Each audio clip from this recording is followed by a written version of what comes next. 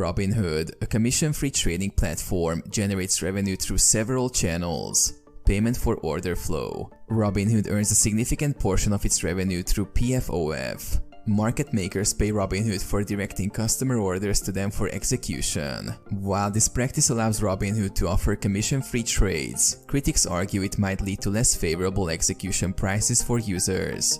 Robinhood Gold subscription. Robinhood offers a premium subscription service like Robinhood Gold, which comes with features like extended trading hours and margin trading. Users pay a monthly fee for these premium services. Interest on cash balances. Robinhood earns interest on uninvested cash held in user accounts. Users who haven't invested their entire account balance contribute to this revenue stream. Margin trading. Robinhood offers margin trading, allowing users to borrow money to trade stocks. Robinhood charges interest on these margin loans, contributing to its overall revenue. Robinhood Cash Card. The company earns interchange fees when users make purchases using the Robinhood Cash Card, a debit card linked to their Robinhood account.